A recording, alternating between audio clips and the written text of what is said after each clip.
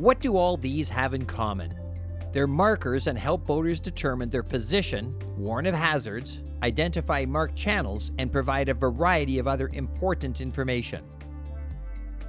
On navigable waterways, the Canadian government maintains markers and their placement. The most common are lateral buoys that mark the safest channel, floating navigation aids that are red and green, and lateral day beacons that are secured to the ground or other structures. When traveling upstream, which means you're traveling against the current, you keep the red on the right or starboard, and the green or black on your left or port.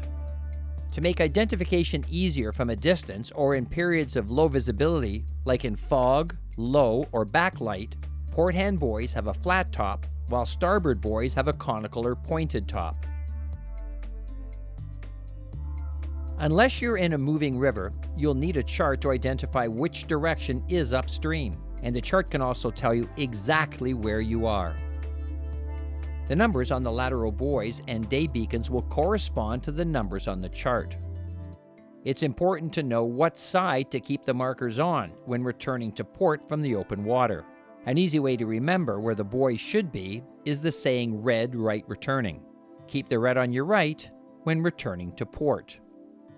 Markers with a diamond are hazard buoys and indicate isolated rocks or shoals. Markers with a diamond and cross are keep-out buoys and indicate areas where you should not enter, like around dams. Across Canada, there are numerous dams used for water control and to generate electricity. Some of these, low-head dams, are almost invisible as you approach in your boat from above.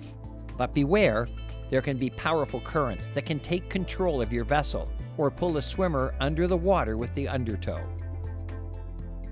Markers with a circle are control buoys and provide information like maximum speed limits.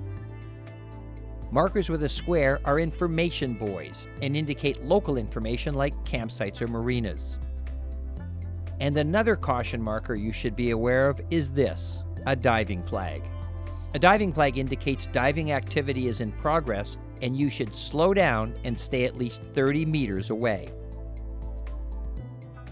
On smaller waterways, the local cottage associations often mark the channels for safe travel.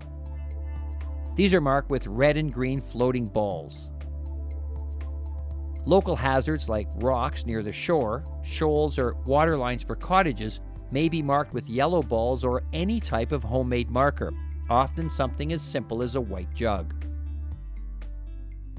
Sometimes, local cottages, lake associations, or campgrounds will mark off an area restricted for activities like swimming. Respect these markers and stay clear. Finally, if you see speed limit signs when coming into port, on a river, or in a bay, obey the speed limit and no wake zones. Whether the markers you see are official or unofficial markings, they're all there to help show you the safest areas of passage on the water.